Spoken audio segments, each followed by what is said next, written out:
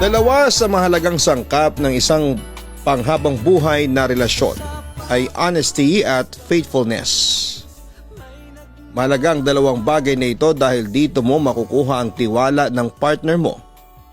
Dito mo mapapatunayan na karapat-dapat ka sa pagmamahal na natatanggap mo mula sa taong nagmamahal sa iyo. Ngunit paano kung subukin ng distansya ang inyong pagmamahalan? Magagawa mo pa rin bang maging tapat sa kanya? Dear Papa Dudut, madalas akong makinig sa channel mo at karamihan sa mga kwentong naririnig ko ay mga taong nagsisisi sa huli sa aksyon na hindi nila pinag-isipan. Napatunayan ko na totoo nga yon dahil ako mismo ang nakaranas. Sumulat ako sa inyo hindi lamang para ibahagi ang aking kwento, kundi para na rin po makahingi sa inyo ng opinyon o advice. Itago nyo na lamang po ako sa pangalan na Megan. Isa akong office staff sa isang manufacturing company dito sa Laguna. Dito rin pala ako pinanganak at lumaki. Dito ko rin nakilala si Liam. Bago kami magtagpo ni Liam ay ilang failed relationship din ang aking pinagdaanan. Karamihan sa reason ng naging breakup ko sa aking mga naging ex ay cheating. Palagi akong naloloko ng mga lalaki, Papa Dudut. Hindi ko rin alam kung may mali ba sa akin o talagang hindi lang sila nakokontento sa kaya kong ibigay sa kanila. Pero totoo nga pala yung kapag nasa maling tao ka pa, ay gagawa si Lord ng way para magkahiwalay kayo hanggang sa matagpuan mo na ang taong inilian niya para sa iyo. Hindi ganong ka-exciting ang paraan ng pagkakakilala namin ni Liam. Nagkakilala lamang kami sa isang dating app. Nagmatch kami, nagmeet hanggang sa naging sunod-sunod na ang pagkikita naming dalawa. Sa totoo lang ay hindi ko masyadong gusto si Liam dati, kaya nang magtanong siya sa akin kung pwede ba siyang manligaw ay nireject ko na kaagad siya. Ang sabi ko ay mas mabuti pa na maging magkaibigan na lamang kami. Akala ko kasi ready na ulit akong pumasok sa isang relasyon ng time na yon. Pero bigla akong natakot kasi baka kagaya lang si Liam ng mga naging ex ko. Nasa una lang maayos tapos kapag nagtagal na ay sasaktan at lolokohin din ako. Pumayag si Liam na maging magkaibigan kami. Ipinakilala ko na rin siya sa mga friends ko at sa family ko hanggang sa habang tumatagal kaming magkakilala ay nararamdaman ko na unti-unti na akong nagkakaroon ng feelings sa kanya, Papa Dudut. Nahiya pa akong sabihin yon sa kanya kasi baka isipin niya na wala akong isang salita kasi nireject ko na siya dati. Isa pa hindi ko na rin alam kung may feelings pa ba siya sa akin o baka nawala na yon kasi pumayag na siyang maging magkaibigan kami. May isang pagkakataon na nag-inom kaming dalawa ni Liam sa apartment niya kasi birthday niya. Tinatamad daw siyang lumabas para mag-celebrate kaya ako na ang nagsabi na mag-inom na lamang kami sa apartment niya. Sa inuman na yon, nang lasing na ako ay hindi ko na napigilan ang aking sarili na aminin sa kanya na mahal ko na siya. Ang sabi ko hindi ko na inaasahan kasi alam ko ay kaibigan lamang ang tingin ko sa kanya. Habang tumatagal kasi mas nakilala ko si Liam ay nakita ko sa kanya ang mga katangian na hinahanap ko sa isang boyfriend o magiging asawa. Mabait siya, gentleman at siya yung klase ng lalaki nang hindi ka mahihiyang ipakilala sa pamilya mo. May maayos din siyang trabaho at independent. Sobrang tuwa ko nang sabihin sa akin ni Liam na hindi pa rin nagbabago ang nararamdaman niya at mahal niya pa rin ako. Pumayag daw siyang maging magkaibigan kami. Kahit masakit yon para sa kanya dahil ang gusto niya ay makasama niya pa rin ako. Kaya sa gabi ng birthday ni Liam ay naging kami, Papa Dudut. Nakakatuwa pa nga kasi naramdaman kong totoo ang pagmamahal niya sa akin nang maiyak siya sa ginawa kong pag-amin sa kanya. Nang maging kami na ni Liam ay mas ipinakita at ipinaramdam niya sa akin na hindi ako nagkamali sa desisyon kong maging kami, Papa Dudut. Gustong gusto siya ng pamilya ko at ng mga kaibigan ko para sa akin. Nakikita kasi nila kung paano ako itrato ni Liam ng tama. Hindi ko rin maramdaman na magagawa akong lokohin ni Liam. Hindi siya gumagawa ng mga bagay na maaaring mag-trigger para mag-overthink ako. Kaya sabi ng mga kaibigan ko si Liam na raw talaga ang para sa akin. Si Liam na raw ang sagot sa dasal ko na sana'y makatagpo ako ng isang lalaki na mamahalin ako ng tapat at hindi ako sasaktan. May mga pagkakataon din naman na may mga bagay kaming hindi na pagkakasunduan. Meron din kaming hindi pagkakaintindihan at normal lang naman yon sa isang relasyon. Lalo na at magkaiba kami ng paniniwala sa mga bagay-bagay. Pero napakaswerte ko kasi nagkaroon ako ng isang Liam na handang magpakumbaba palagi para lang magkaayos kami kaagad. Hindi kasi siya papayag na kapag may tampuhan kami ay hindi kami mag-uusap at aayusin yon. Umabot na ng 2 years ang relasyon namin at hindi pa rin nagbabago si Liam sa akin. Kahit medyo matagal na kami ay mas sinihingitan pa rin niya kung ano siya noong unang araw na naging kami. Pero bigla akong nalungkot. Nang isang gabi habang nasa labas kami at nagdi-dinner ay meron siyang sabihin sa akin. Han, may sasabihin ako sa iyo. Gusto ko lang malaman kung anong opinion mo, ang sabi ni Liam. Ano yun? Tungkol saan? Tanong ko. Sa work ko.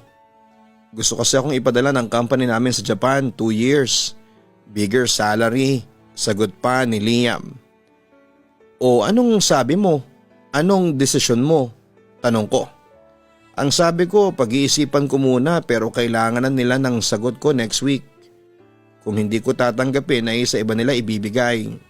Saka hindi pa ako nagdedesisyon kasi gusto kong malaman kung okay lang sa'yo na hindi tayo magkikita ng 2 taon kapag tinanggap ko yun. Ang sabi pa ni Liam. Siyempre, hindi okay sa akin na hindi tayo magkikita ng 2 years. Pero kung para naman yon sa career growth mo ay papayag ako. Han, tanggapin mo na. Huwag mo kong isipin, minsan lang dumating ang ganyang pagkakataon at baka magsisi ka kapag pinakawalan mo pa. Turan ko at ngumiti pa ako para maramdaman ni Liam na sincere ko sa naging sagot. Ang totoo, Papa Dudut, ay ayaw daw talagang tanggapin ni Liam ang pagpapadala sa kanya sa Japan ng company kung saan siya nagwo-work, pero tama raw ako. Malaking bagay, Papa Dudut, para sa kanya ang pagpayag ko kasi magaan ang loob niya na aalis. Kasi kung hindi raw ako papayag ay yon ang susundin niya.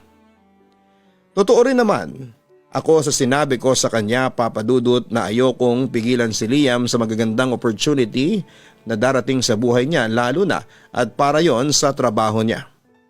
Kahit nakakalungkot na magkakalayo kami ng 2 taon ay alam kong worth it naman yon. Isa pa ay mabilis lang naman ang 2 years. At ang sabi ko kay Liam ay pwede naman kaming mag-usap sa chat at mag-video call kapag meron siyang libreng oras. Dahil sa ilang buwan na lamang ay aalis na si Liam after niyang tanggapin ang offer na yon ay sinulit na namin ang bawat oras. Halos araw-araw kaming magkasama. Nag-promise din kami sa isa't isa na kakayanin namin ang pagiging LDR ng 2 taon at hindi kami mag-cheat sa isa't isa. Tiwala naman ako na hindi mag-cheat sa akin si Liam base sa pagkakakilala ko sa kanya. Ako naman ay tiwala din sa sarili ko na hindi ko lolokohin si Liam habang nasa malayo siya. Kasi nawala na rin talaga ako ng interes sa opposite sex simula nang maging kami. Kaya alam ko na makakaya namin ang pagkakalayo namin ng 2 taon, Papa Dudut. Ilang araw bago ang pag-alis ni Liam ay unti-unti ko nang naramdaman ang lungkot. Pero hindi ko yon ipinakita kay Liam. Alam ko na magiging mabigat sa kanya ang pag-alis niya once na makita niya akong malungkot. Alam ko rin naman na nalulungkot na si Liam ng time na yon kasi palagi niyang sinasabi sa akin na hindi pa nga siya umaalis ay nami-miss na niya ako kaagad. Isang araw ay nagkaroon ng despedida party para kay Liam sa bahay ng parents niya. Siyempre, invited ako. Pinasama niya rin sa akin ang parents ko at nandun ang buong pamilya ni Liam at ilang kaibigan. Nagkaroon ng masarap na dinner at hindi ko akalain na sa gabing yon ay mangyayari ang isang bagay na hindi ko inaasahan. Magkatabi kami noon ni Liam sa upuan habang kumakain. Bigla niyang sinabi na hindi nakatali ang sintas ng sapatos ko kaya yumuko siya para itali yon. Nagtaka ako kasi nakita ko na okay ang sintas ng sapatos ko pero hinayaan ko na lamang siya. Pag-angat ni Liam ay nagulat ako kasi may hawak na siyang singsing na nakalagay sa isang red na kahon. Lumuhod siya sa gilid ko at doon na siya nag-propose sa akin ng kasal. Walang pag-aalinlangang yes ang isinagot ko. Kasi si Liam na talagang lalaking nakikita ko na makakasama ko hanggang sa huli. Siya na ang lalaking gusto ko na maging ama ng magiging anak ko o Papa Dudut. Sa sobrang saya ko ay hindi ko napigilan ng mapaluha. Tuwang-tuwa din ang pamilya ni Liam at ang mga magulang ko sa proposal na yon. Sa totoo lang, Papa Dudut, ay hindi ko inaasahan na magpo-propose si Liam sa akin bago siya umalis. Bakit mo pala naisipang mag-propose sa akin ngayon? Paalis ka na. Tanong ko kay Liam na magkaroon kami ng chance na magkausap ng gabing yon. Gusto ko kasi na sigurado ako na meron akong babalikan. Saka hindi lang yan engagement ring, promise ring din yan. Promise na ikaw lang ang babaeng mamahalin ko at hindi ako gagawa ng bagay na ikakasira ng relasyon nating dalawa. Malay mo kapag nakabalik na ako rito ay kasal na ang aasikasuhin natin. Ang sabi ni Liam sabay ngiti. Mahigpit kong niyakap si Liam dahil naramdaman ko ang sincerity sa mga binitawan niyang salita, Papa Dudut. Nag-promise din ako sa kanya na hindi ako titingin sa ibang lalaki at hihintayin ko ang pagbabalik niya. Mahirap talaga para sa aming dalawa ang pag-alis ni Liam lalo na't nasanay kami ng ilang taon na halos araw-araw kaming magkasama. Pero dahil para rin naman yon kay Liam at sa future namin ay kailangan talaga naming mag-sacrifice. Sobrang saya ko ng gabing yon, Papa Dudut. Nasabi ko sa sarili ko na dahil engaged na kami ay kasalan na ang diretsyon naming dalawa. At after ng kasal ay bubuo kami ng sarili naming pamilya. At kung hahayaan ng Diyos ay magkasama na kaming tatanda hanggang sa huling araw namin dito sa mundo. Dumating na ang araw ng pag-alis ni Liam at sumama ako sa family niya sa paghatid sa kanya sa airport. Pinigilan ko ang pag-iyak noon. Sabi ko ay hindi ako iiyak kasi baka hindi na tumuloy si Liam sa pag-alis niya. Pero nang kailangan na niyang pumasok at niyakap na niya ako ay hindi ko na napigilan ang umiyak. Talagang humagulhol ako. Kahit si Liam ay naiyak na rin. Nagbiro pa nga siya na hindi na lang siya aalis at ang sabi ko ay hihiwalayan ko siya kapag hindi siya tumuloy. Nang makalis na si Liam ng bansa ay mas naramdaman ko ang lungkot. Nasanay kasi ako na nasa malapit lamang siya. Yung tipong isang chat o call ko lamang sa kanya kasi nami-miss ko siya ay pwede niya akong puntahan kaagad sa bahay. Pero dahil nasa ibang bansa na si Liam ay sinabi ko sa aking sarili na kailangan ko nang masanay na may mga bagay na nakasanayan ko ang magbabago. At 2 taong ko yung dapat natiisin. Sa kabilang banda ay masaya pa rin ako para kay Liam kasi hindi naman siya lalayo ng wala lang. Para yon sa trabaho niya at very proud din ako para kay Liam kasi sa dami ng pwedeng ipadala ng company sa Japan ay siya pang napili. Ibig sabihin ay maganda ang performance niya sa trabaho kaya sa kanya ibinigay ang opportunity na yon. Sa unang buwan namin sa LDR ni Liam ay malalang pag-adjust ang ginawa namin. Talagang sobrang na-miss namin ang isa't isa kaagad-agad, Papa Dudut. Kaya kapag may free time si Liam o kaya ay bago siya matulog ay hindi pwedeng hindi kami mag-video call. Palagi naming ina-update ang isa't isa sa mga gagawin at nangyayari sa buhay namin. Kahit mahirap ay iniisip ko na lamang na mabilis lang ang 2 taon at hindi ko mamamalayan ay magkakasama na ulit kami ni Liam. Sigurado rin ako na pagbalik niya ay kami pa rin dahil sa engaged na kaming dalawa. Pahapyaw na rin naming napag-usapan ang kasal namin, kung anong klaseng kasal ang gusto ko at nagkakasundo naman kami na sa church kami ikakasal. Tapos intimate wedding yon. Yung mga malalapit lang talaga sa amin ang invited. 2 buwan din kami nag-adjust bago kami nasanay na magkalayo na talaga kaming dalawa.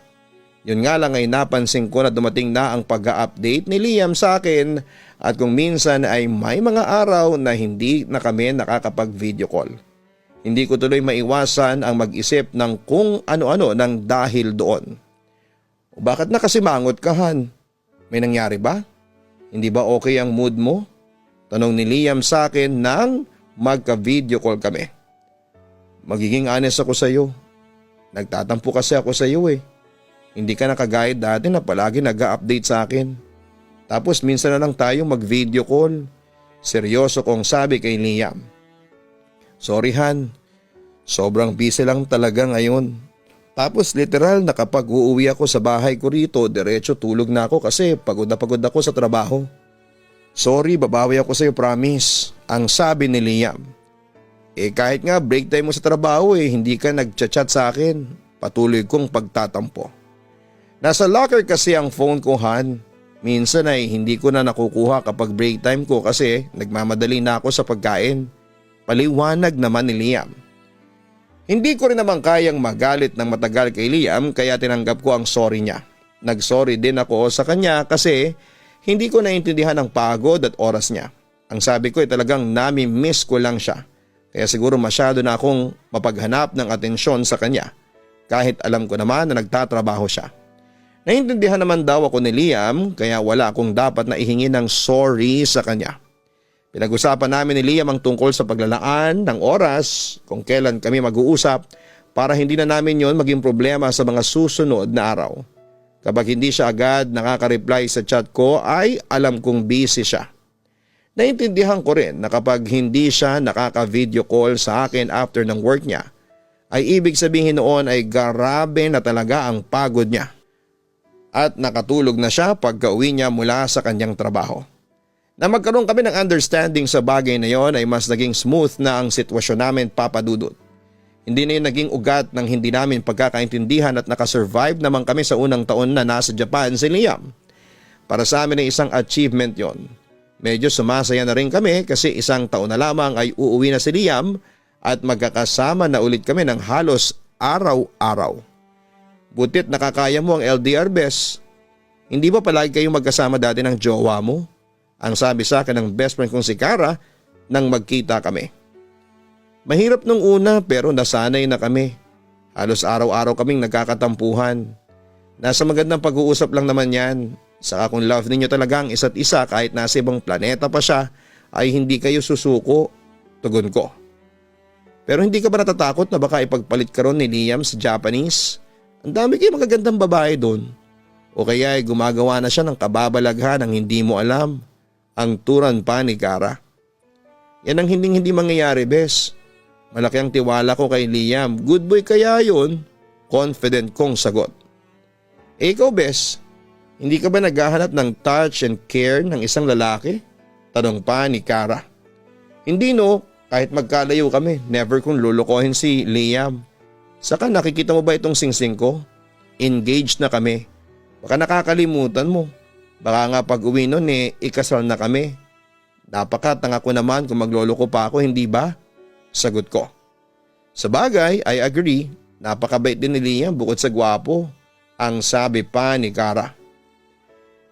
Siguro Papa Dudut kung ibang tao na hindi ko naman ka-close ang nagtanong ng mga ganon sa akin ay may insulto ako. Pero dahil kilala ko at matagal ko ng best friend si Cara ay ayos lang naman sa akin yon. Saka nakita ko naman na kumbinsido siya sa mga naging sagot ko. To be honest, hindi ko talaga nakikita ng time na yon na isa sa amin ni Liam ang magloloko o gagawa ng milagro habang magkalayo kami sa isa't isa. Alam ko na sa sobrang pagmamahal namin sa isa't isa ay never nasasagi sa isipan namin ang mag-cheat, Papa Dudut.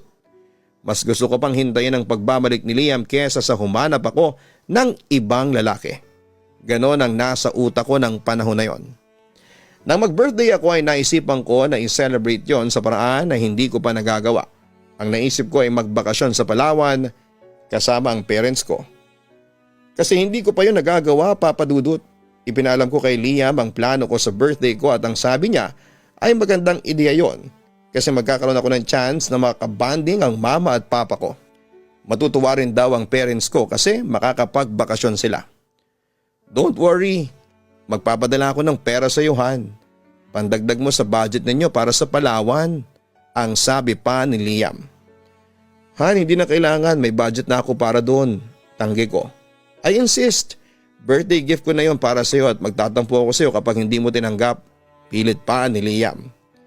Tinanggihan ko pa rin yon at ang sabi ko ay niregaluhan na nga niya ako ng mamahaling bag noong nakaraan na monthsary namin.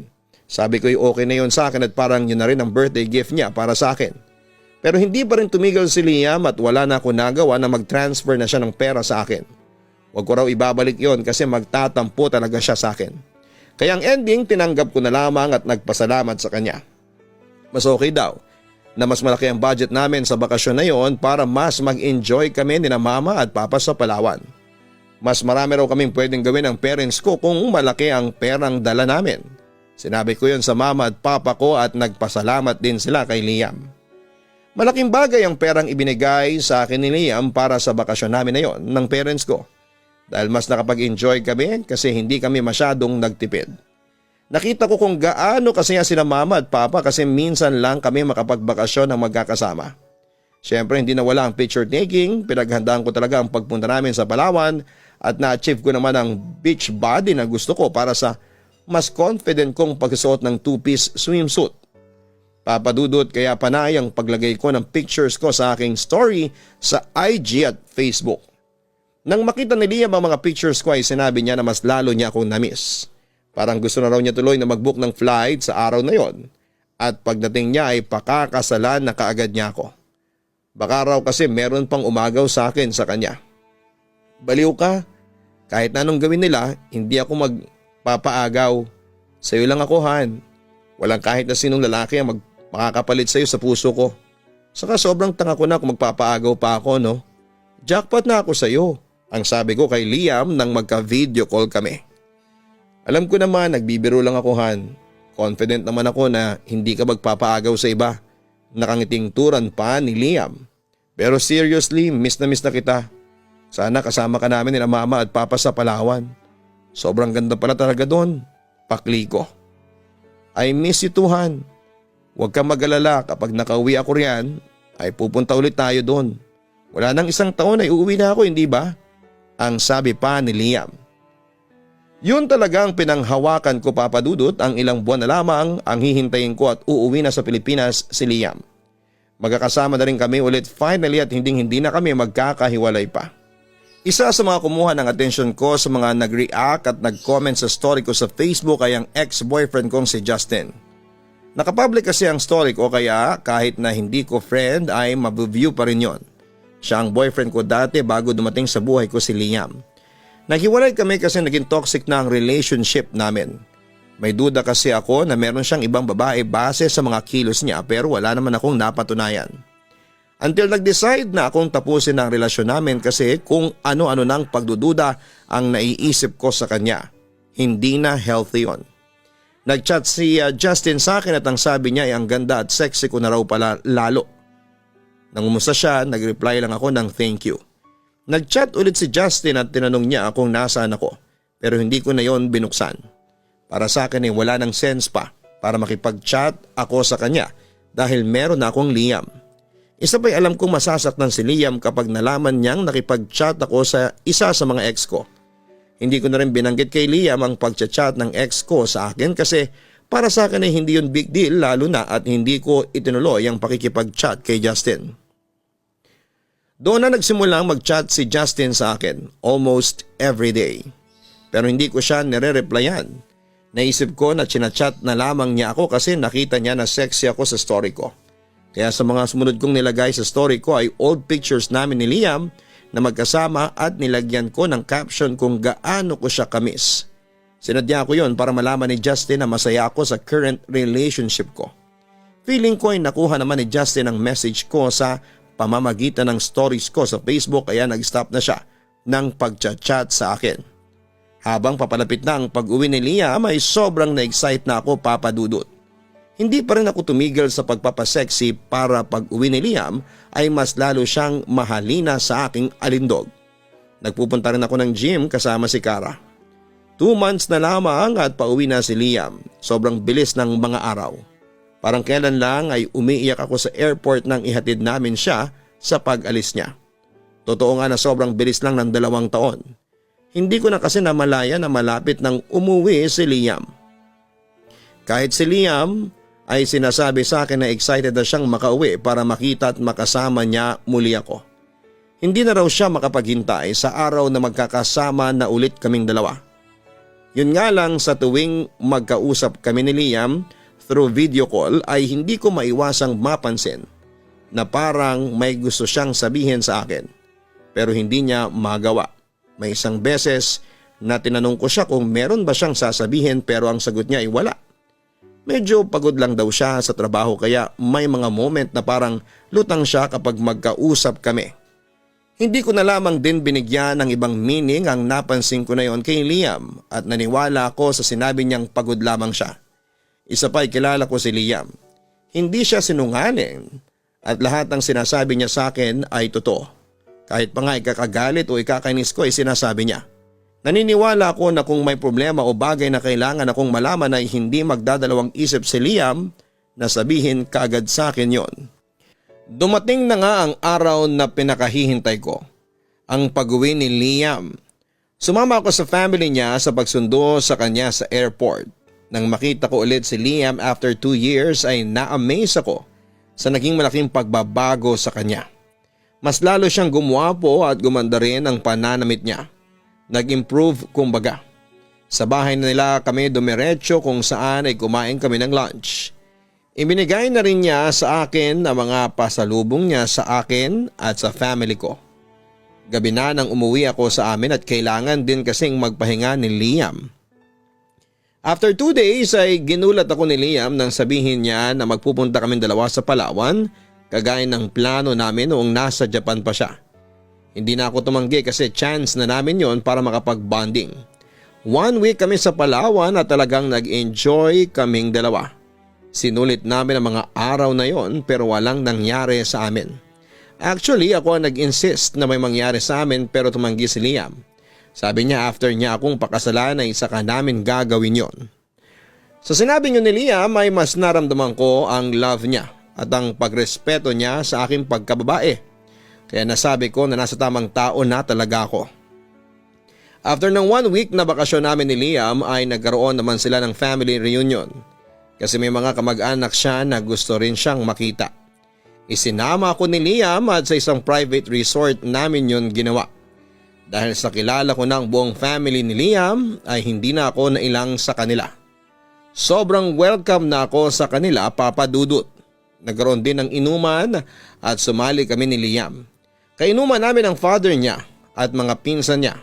Napuntang usapan sa kung kailan kami magpapakasal kasi inaasahan na raw nila yon kasi alam nilang engaged na kami ni Liam. Malapit na po kaya mag-ready na kayong dalawa, masayang sagot ni Liam. Yan naman ang hinihintay ko talaga para magkaroon na ako ng apo, hirit ng tatay ni Liam. O nga pala anak, naasikaso mo na ba yung pag-renew ng passport? Asikasuhin mo na yun at 1 buwan lang itong bakasyon mo, dugtong ng tatay ni Liam. Napatingin ako kay Liam na may kasamang pagtataka. Napansin ko na parang kinabahan si Liam. Sumenyas ako sa kanya na umalis muna kami sa inuman para makapag-usap kami ng private. Nauna akong tumayo at nagpunta ako sa isang kwarto na walang tao. Sinundan ako ni Liam at doon ko na siya tinanong kung ano ang ibig sabihin ng tatay niya sa sinabi nito. Yun ang gusto kong sabihin sa iyo dati. Pero natatakot ako kasi baka magalit ka. Alam ko kasi nag-i-expect ka na kapag bumalik ako rito ay hindi na ako babalik sa abroad, ang sabi pa ni Liam. So aalis ka ulit? Bakasyon lang tong pagbalik mo? Ang naiinis kong tanong. Narinyo ako sa Japan for 1 year. 1 buwan lang ang bakasyon ko. I'm so sorry Han. Ayoko lang kasi na ma-disappoint ka. Paghingi niya ng tawad. Bakit? Sa tingin mo hindi ako na-disappoint ngayon? Sagot ko. Okay kung ayaw mo hindi na ako babalik. Dito na lang ako, ang turan pa ni Liam. Hindi ako nagagalit kasi nag-extend ka. Nagagalit ako kasi hindi mo kagad sinabi sa akin. Naglihim ka sa akin. Kung hindi pa nadula si Tito ay hindi ko pa malalaman. Kailan mo balak sabihin yan sa akin? Kapag aalis ka na ulit? Ang sabi ko habang umiiyak. Ang sabi ni Liam ay naghahanap lang daw siya ng tamang oras para sabihin sa akin yon. Humingi siya ng sorry sa akin pero masama pa rin ang loob ko. Gaya ng sabi ko ay wala sanang magiging problema kung sinabi kagad ni Liam sa akin, Papa Dudut. Walang issue sa akin kung narinyo ang trabaho niya sa Japan. Sana lang talaga ay sinabi niya kaagad yon sa akin. After namin mag-usap ay lumabas na kami ng kwarto at hindi namin ipinakita sa family niya na hindi kami okay. Talagang dinamdam ko ang paglilihim ni Liam sa akin. Hindi kasi ganon ang pagkakakilala ko sa kanya, kaya naging big deal yon sa akin. Nagkaroon na rin ako tuloy ng duda sa kanya.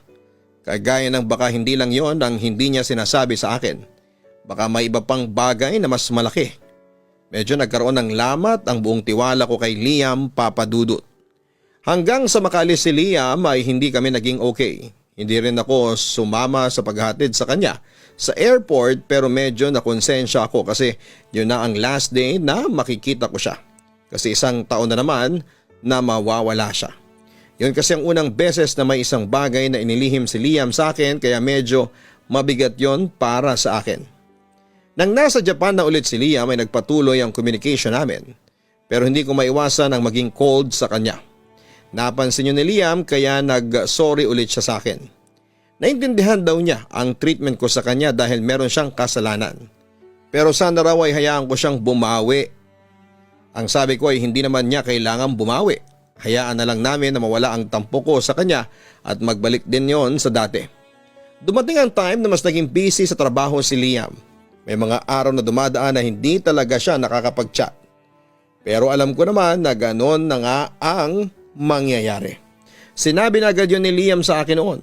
Isang araw na wala akong trabaho, nasa bahay lamang ako at hawak ko ang cellphone ko hanggang sa naisipan kong i-check ang mga unread messages ko at nakita ko sa chat ang lumang chat ni Justin sa akin na hindi ko binuksan. Hindi ko alam kung bakit bigla ako nagkaroon ng interes na alamin kung ano ang nangyayari sa buhay ni Justin. Binuksan ko ang chat niya at nangumusta ako sa kanya. Nag-reply naman siya kaagad at ang sabi niya ay okay lang siya. At doon na nagsimula ang pag-chat namin ni Justin. Para sa akin ay wala lang yon, pampalipas lamang ng oras yon. Isa pa'y friendly naman ang atake ni Justin. Sabi niya ay masaya siya para sa akin kasi engaged na kami ni Liam. Isang araw habang nasa trabaho ako at nakabreak ako ay naisipan kong tingnan ang Facebook profile ni Justin. Tinignan ko ang story niya at nalungkot ako sa nakita ko. Namatay pala yung aso na binili namin dati noon kami pa. Kaya napachat ako sa kanya para ipaabot ang lungkot na nangyari sa aso niya. Ang sagot ni Justin ay malungkot nga raw siya kasi sobrang tagal na niyang kasama yung aso. Ang sabi niya ay gusto niya sana akong makausap para may mapaglabasan siya ng lungkot pero baka hindi raw ako payagan ng boyfriend ko. Hindi ko rin alam at kung anong klaseng katangahan ang pumasok sa utak ko at sinabi ko na pwede naman akong makipagkita sa kanya. Dahil sa same apartment pa rin nakatira si Justin ay madali ko siyang napuntahan after ng work. Pagdating ko sa apartment ni Justin ay agad niya akong niyakap at sinabi sa akin na sobrang niyang na-appreciate ang pagpunta ko roon. Kailangan niya raw kasi talaga ng makakausap. Naamoy ko ang alak sa bibig niya at nakita ko ang bote ng hard drink sa may table sa dining area. Sinabi niya na sa sobrang lungkot niya inaisipan niyang mag-inom. Inaya niya akong uminom para naman daw hindi siya mas malungkot. Tumanggi ako nung una pero pinilit ako ni Justin hanggang sa mapapayag niya ako. Nakita ko kasi nakalahati na yung bote at mabilis na lamang yung matatapos. Ang sabi ko sa kanya kapag naubos na yon ay uuwi na ako. Nang maubos na namin ang isang bote, naglabas pa si Justin ng isa pang bote. Dahil sa tama na ng alak ay hindi na ako tumanggi. Hanggang sa dumating sa point na naging touchy na si Justin. Nasa tabi ko na siya at na-miss niya raw ako ng sobra. Tinutulak ko pa siya noong una pero nang halikan niya ako sa labi ay tuluyan na akong bumigay. Sa madaling salita ay merong nangyari sa aming dalawa, Papa Dudut. After kong mahulasan ay doon ko na-realize ang pagkakamaling nagawa ko. Alam ko hindi dahilan na lasing ako kaya nangyari yon. Sadyang ubod lamang ako ng tanga. Kahit madaling araw pa lamang noon ay umalis na ako sa apartment ni Justin. Kinain ako ng sobra ng aking konsensya. Pero wala akong lakas ng loob na sabihin kay Liam ang mga nangyari. Alam ko na magagalit siya sa akin at hihiwalayan niya. Ayokong mawala si Liam sa akin pero nagawa kong gawin ang isang bagay na magiging dahilan para kasuklaman niya ako. Wala akong pinagsabihan sa nangyari na yon. Kahit kay Karen na best friend ko ay hindi ko sinabi, Papa Dudut. Hindi ako handa sa mga salita na maririnig ko. Bilhin ko na si Justin dahil baka maulit pa yon at ayoko nang gawin yon. Upang mapagtakpan ko ang aking pagkakamali, naging sweet na muli ako kay Liam. Sinabi ko sa kanya na nawala na ang tampo ko sa kanya at ang sabi ni Liam ay napakasaya niya dahil doon. Sa totoo lang daw ay hindi siya makapagtrabaho ng maayos dahil iniisip niya ang nangyayari sa aming dalawa. Pero hindi yon naging effective kasi mas lalo lamang akong nakokonsensya. Naisip ko na rin na makipaghiwalay kay Liam kaya lang ay hindi ko kaya. At dumating na nga ang pinakakinakatakutan ko, nagbunga ang pagsisiping namin ni Justin, Papa Dudut. 2 months na kasi akong hindi dinadatnan kaya nagkaroon ako ng hinala na baka buntis ako. Sa 3 buwan ay doon na ako nag-take ng pregnancy test kit at positive ang naging resulta. Halos gumuho ang mundo ko, Papa Dudut, at hindi ko inaasahan yon. Hindi ko alam kung paano ko sasabihin kay Liam at sa pamilya ko na buntis ako. Sumagi na rin sa isipan ko na ipalaglag ang baby ko pero naisip ko na isa yung malaking kasalanan at kailangan niyang mabuhay. Yon ang resulta ng aking katangahan at hindi pag-iisip at walang kinalaman doon ang bata kaya hindi ko siya dapat idamay. Mabuti na lamang talaga at naliwanagan agad ako. Ngayon ay kinakabahan at natatakot na ako. Alam ko na darating ang araw na hindi ko na maitatago ang lahat ng katotohanan sa pagbubuntis ko dahil lalaki ang tiyan ko makalipas ang ilang buwan. Hanggang ngayon kasi wala pa rin nakakaalam na buntis ako, Papa Dudut. Pilit ko pa rin itinatago dahil natatakot talaga ako. Hindi ko na alam ang gagawin ko, alam kong kasalanan ko ang lahat. Nagpadala ako sa tukso at hindi ko naisip si Liam. Napakatanga ko. Kasi kahit na napakabuting boyfriend ni Liam sa akin ay wala siyang ginawa para saktan ako ng sobra ay nagawa ko pa rin siyang lokohin. Ang dami kong pagsisisi na hindi ko na maitatama pa. Sobrang na-depress ako. Alam ko rin na ang tanging dapat kong gawin ay ang aminin na kay Liam ang lahat. Pero sa ngayon ay wala pa akong lakas ng loob na gawin yon. Natatakot kasi talaga ako na iwanan ako ni Liam kapag nalaman niya ang totoo at ang napakalaking kasalanan ko sa kanya. Lubos na gumagalang, Megan. Mas makakabuti na sa ganitong sitwasyon ay maging responsable ka sa maling nagawa mo. Aminin mo ang kasalanan mo sa iyong partner, taus-puso kang humingi ng tawad sa kanya. Kung sakali natanggapin ka niya at patawarin ay huwag mo nang sayangin pa ang chance na ibinigay niya sa iyo. At kung mas piliin niya na huwag ka nang tanggapin at tuluyan na niyang tapusin ang inyong relasyon ay kailangan mong irespeto ang kanyang magiging desisyon. Sa madaling salita, kung ano ang magiging reaksyon at desisyon niya ay kailangan mong tanggapin dahil yon ang resulta ng iyong nagawang kasalanan. Sa kahit na anong relasyon, importante na tapat tayo sa ating iniibig upang makuha natin ang tiwala nila. Huwag mong ipagpapalit ang isang tunay na pag-ibig sa panandaliang kaligayahan. Hello Papa Dudut, alam mo ba na matagal mo na akong listener sa radyo since 2015 pa. At naging subscriber mo ako sa iyong YouTube channel noong 2021.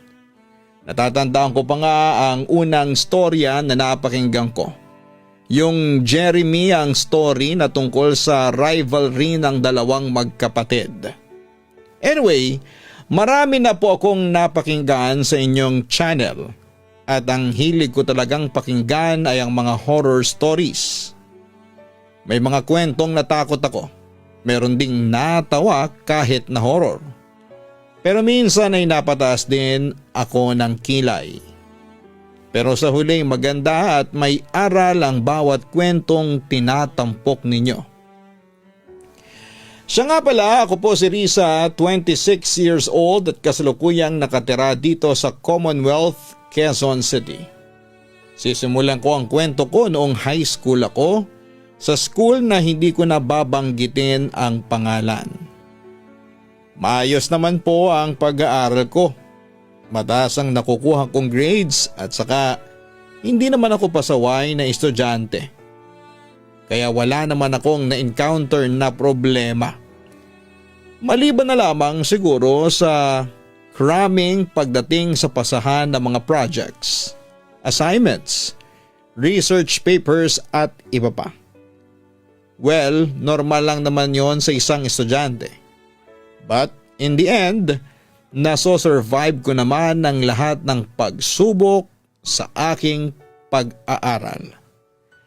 Sa kabilang banday, wala naman akong na-experience na kababalaghan during my grade 7 hanggang grade 11.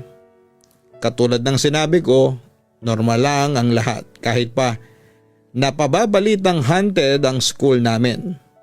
Well, lahat naman yata ng mga school ay may kanya-kanyang ghost stories. Pero ako kasi yung tipo ng babaeng hindi matatakotin.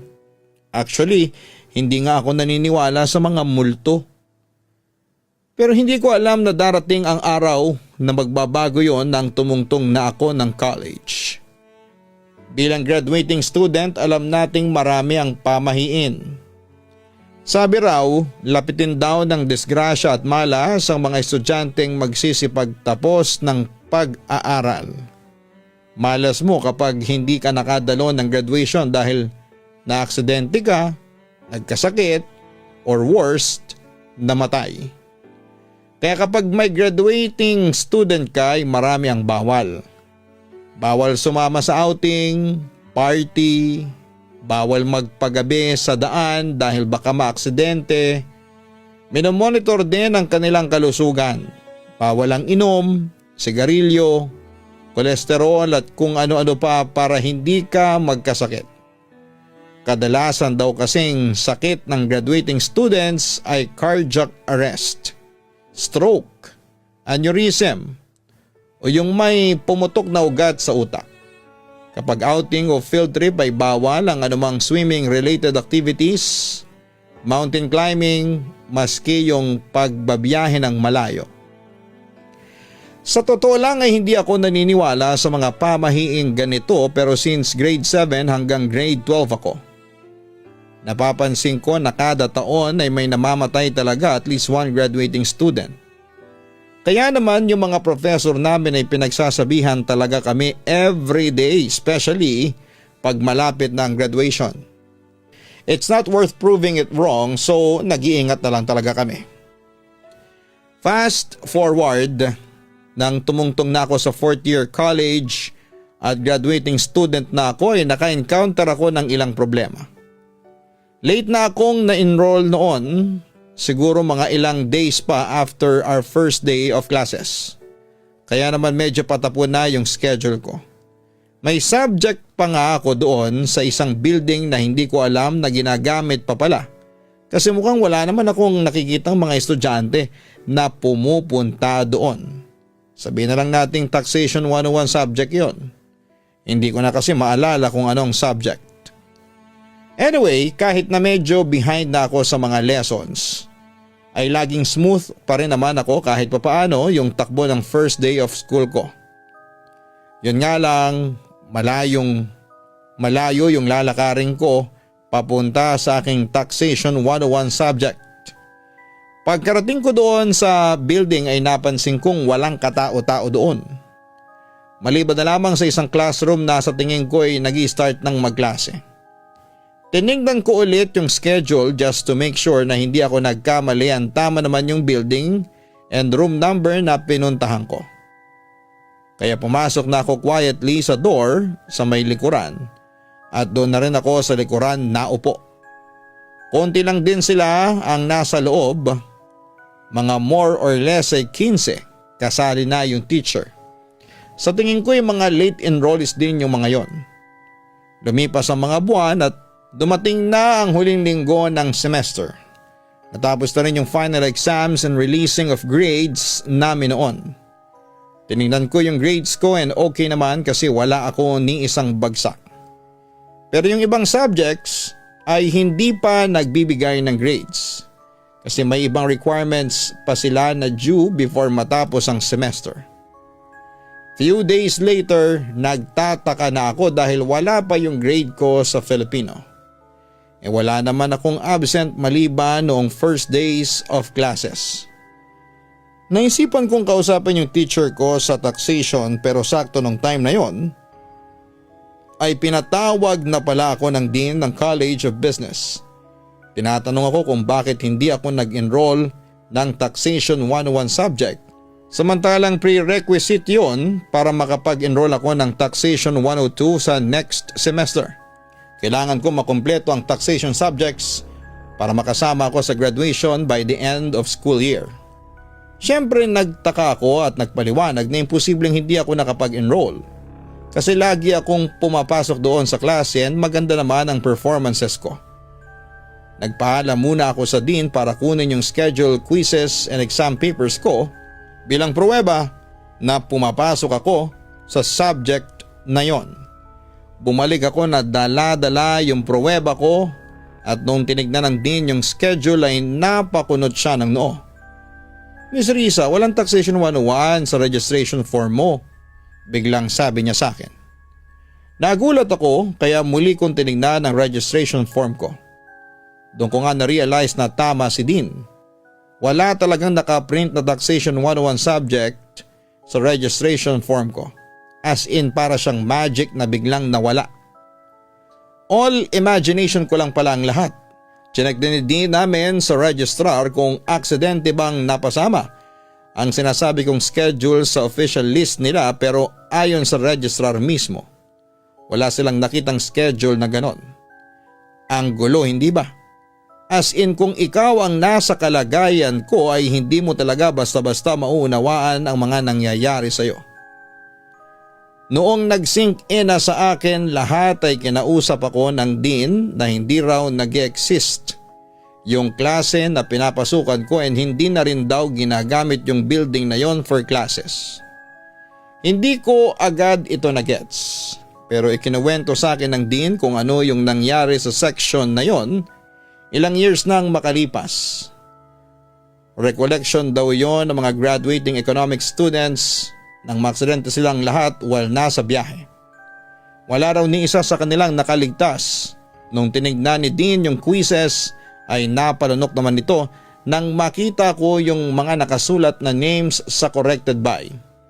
Miss Risa, yung mga nag-check ng papers mo ay matagal nang patay. Sigurado ako, aniya. Kaya nga papadudot ng mga sandaling yon ay nakatulala na lamang ako that time. Dahil hindi ako makapaniwala sa mga narinig ko. Napaka-imposible ng lahat dahil lagi akong may interactions sa mga kaklase ko at sa professor ko sa buong semester. At mukha naman silang mga normal na tao. Sa huli ay no choice ako kundi ang i-retake ang Taxation 101 at pwede pa raw akong makasama sa graduation rites namin. Yun nga lang ay kailangan ko kaagad i-take ang Taxation 102 para makuha ko ang diploma ko. Ako lang daw ang bibigyan ng ganong klaseng treatment dahil nabiktima raw ako ng isang supernatural phenomenon ng university namin. Dagdag pa ni Dean, hindi lang daw ako ang graduating student na naka-experience noon at pinayuhan pa niya ako na araw-araw daw akong magdarasal.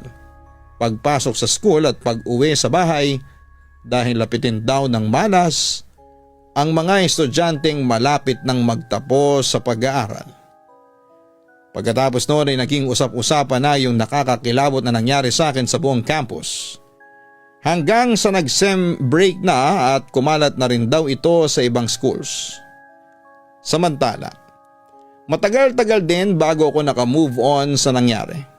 Dahil sa nangyari noong second semester ay nagkaroon ako ng trust issues. Noong first day ng class, siniguro ko talaga na totoo yung class na dinadaluhan ko at totoong mga estudyante ang kasama ko. Samantala kahit nag-graduating student ay hindi na alis sa akin na maglakwat siya at gumala ako kasama ng aking mga kaibigan. Katatapos lang noon ng midterm namin at naisipan ng mga kaibigan ko na gumala at nagbabalak pa silang pumunta sa isang sikat na night bar. I was hesitant pa kasi naghihigpit na sa akin noon ang mga magulang ko. Kahit na malapit lang naman ng slight ang pupuntahan namin. Or maybe that was a sign na huwag kaming tumuloy. Anyway, nakarating kami sa house ng friend namin at hindi pa rin ako convinced na sumama. But sa pamimilit nila na sumama ako since tapos na nga ang exams and mga activities na gagawin namin, magpa-practice na lang for graduation ay parang last bonding na namin yon bilang estudyante. And to cut the story short ay sumama na ako. On our way sa grotto na pupuntahan namin exactly 12 noon, masaya kami at first. Nagkwekwentuhan, nagkakantahan, and nag-aasaran pa. Dumaan kami sa shortcut daw na daanan para mas mapabilis ang punta namin sa grotto. Ako naman ay hindi ko alam if tama ba ang dinadaanan namin kasi ibang way ang alam kong dinadaanan para mapunta sa grotto. Pero dahil sa nag-i-enjoy kami ay di go lang. Nung una ay ang daming bahay as in malalaman mong may mga nakatira talaga. Not until makalayo na kami at wala nang mga bahay. Panay puno and grass. Pero may path pa rin papunta ng grotto. Nang nasa may part na kami pababa like stairs pero gawa sa lupa ay ganun siya, biglang nalaglag ang friend namin pababa and nadamay niya rin ang isa pa naming friend, so dalawa silang nagpagulong-gulong pababa. E di sobrang gulat kami kaya dali-dali rin namin silang pinuntahan.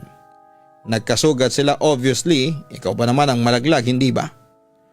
Papadudot, noong tinanong namin yung friend namin na nalaglag noong una, ang sabi niya ay may tumulak daw sa kanya. Naramdaman daw niya. Siya lang naman ang nasa pinakataas noon dahil pinaunan niya kaming maglakad. Tapos napatingin ako sa tapat namin. May pamilya, nanay na may kargang baby around 1 year old siguro, and dalawang bata na sa tingin ko ay 6 and 10 years old ang nakatingin sa amin. Pero hindi ko maalala ang itsura. Mga nakaputi sila and lumiliwanag. Pero hindi ko masyadong pinansin kasi kailangang magamot ng friend namin. Umakyat ulit kami at doon ay may matatandang binigyan kami ng first aid and tinulungang hugasan ang sugat nila. Ako naman ay na-curious at nagtanong, "Tay, may nakatira po ba ron sa may baba? May pamilya po kasi kaming nakita. Nanay na may kargang baby at mga bata."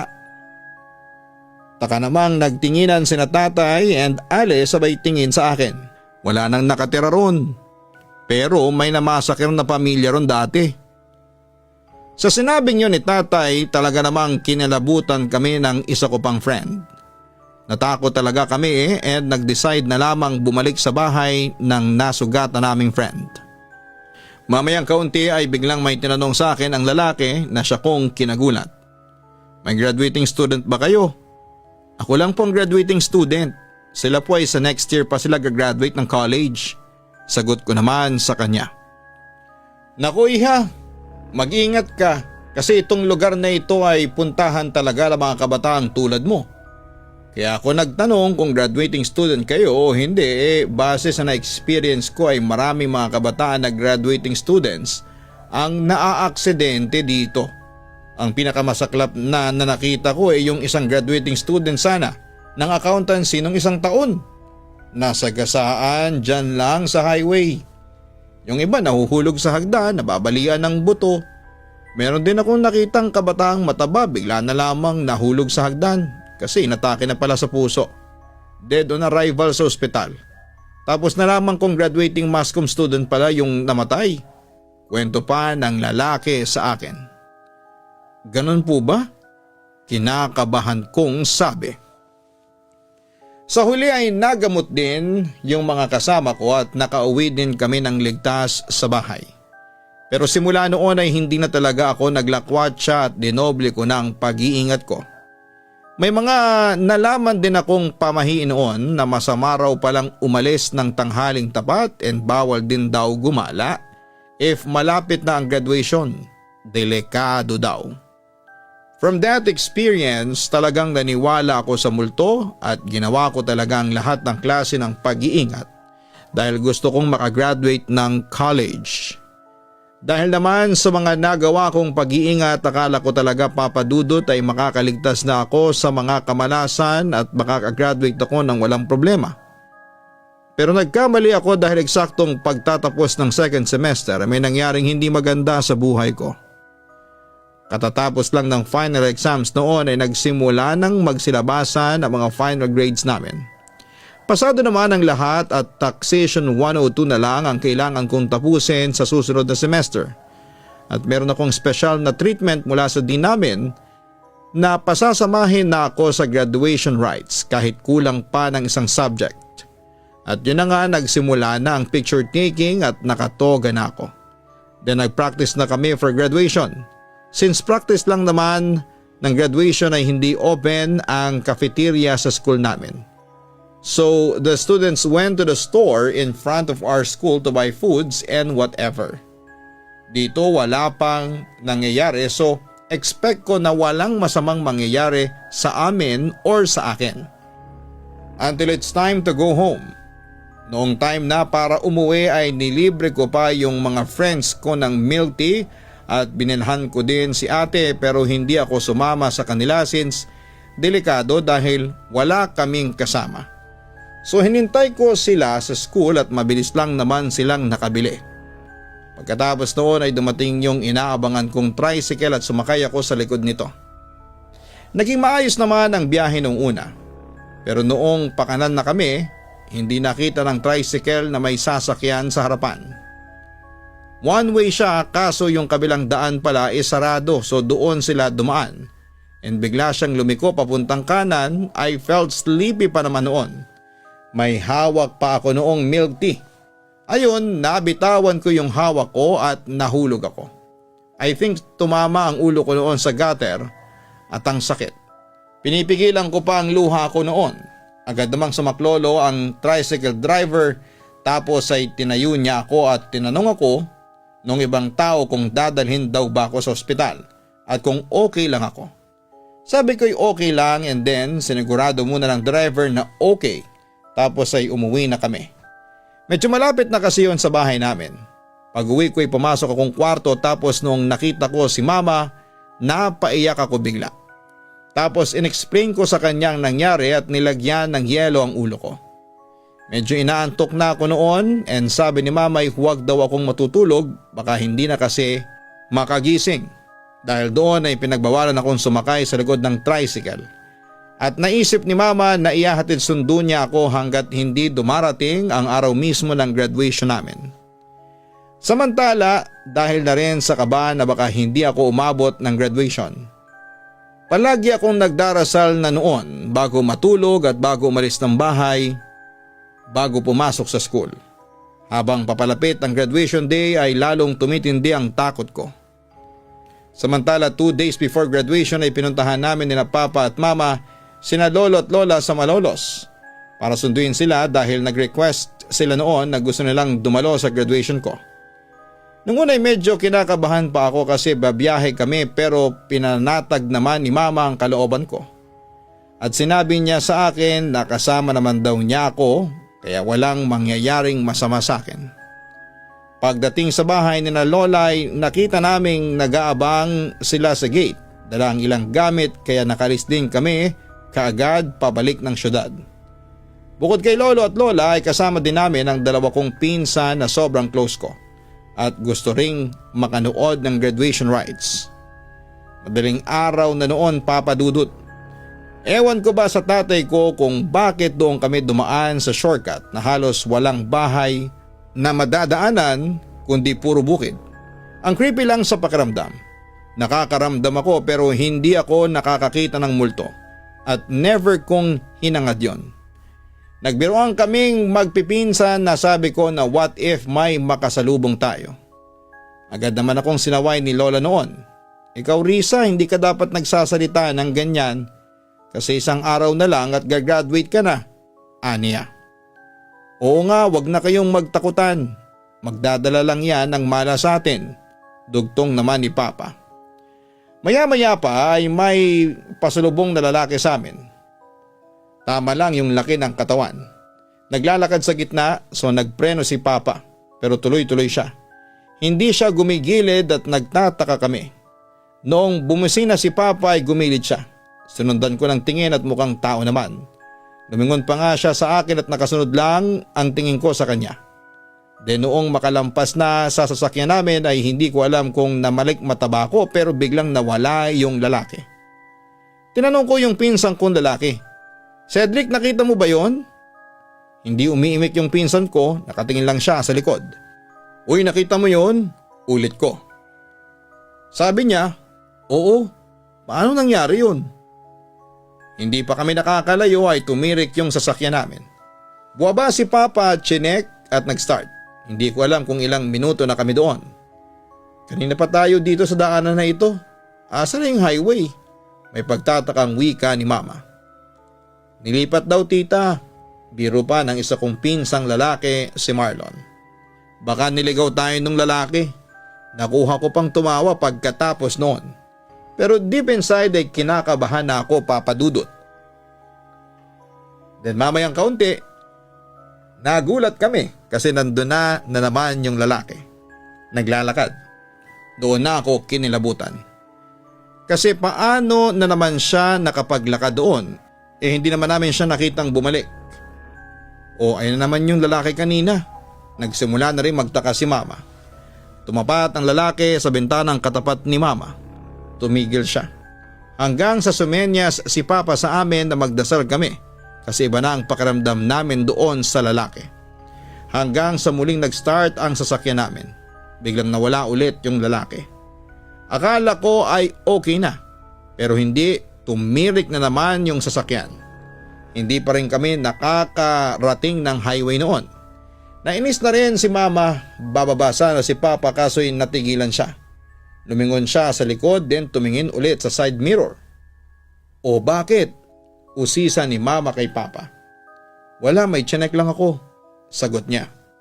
Samantala alam ko yung nakita ni Papa. Nakita ko din sa rear view mirror yung lalaki. Di pa buwaba si Papa. Trinay na lang niya ng trinay na i-start yung sasakyan. Kinakabahan ako. Alam kong si Papa din. Nagpray na lamang ako nang nagpray, then nag-start. Until narating din namin yung highway. Pag uwi namin sa bahay ay halos maiyak ako dahil nakauwi kami ng ligtas. Hindi ko rin napigilang umiyak kasi pakiramdam ko talaga noon ay may humahad lang sa akin para maka-attend ako sa aking graduation. Sa kabilang banda, dumating din ang araw na pinakahihintay ko. Yes, nakagraduate din ako ng college. Naluha ako noon at tuwang-tuwa naman sina Papa, Mama, Lolo, Lola at yung dalawa kong pinsan na nag-cheer sa akin. Pagkatapos noon ay dumating ang bagong school year at agad kong in-enroll ang Taxation 102. At naipasa ko yon. Kaya nakuha ko rin sa wakas ang diploma ko. Hindi nagtagal ay nag-apply ako bilang loan supervisor ng isang bangko at na-hired naman ako. Sa ngayon ay maganda naman ang career ko at masaya ako kasi sa kabila ng mga pagsubok ay naabot ko na rin ang pangarap ko. Wala na rin akong naranasang kababalaghan pagkatapos noon. Papa Dudut, sa pag-abot mo talaga ng iyong pangarap, hindi talaga maiiwasan na bigyan ka ng pagsubok ng tadhana. Pero kung desidido ka talaga ay malalampasan mo yon. Kailangan mo lang maging matatag at syempre ay pananampalataya sa Diyos. Muli maraming salamat at magandang gabi sa inyong lahat. Lubos na gumagalang, Risa. Una sa lahat ay binabati ka namin, Risa, dahil naabot mo na ang iyong pangarap sa buhay. Sa kabila ng mga pagsubok na dumating sa iyo, kailangan mong maging matapang sa pagharap sa mga problema at tandaan mo na huwag kang mahihiya na humingi ng tulong sa iyong mga magulang, kapatid at mahal sa buhay kung kinakailangan mo ng tulong. And lastly, syempre magdasal ka at humingi ng gabay sa ating Panginoon at ialay mo sa Kanya ang pangarap na nakamit mo. Muli maraming salamat, Risa, and God bless sa iyong pamilya.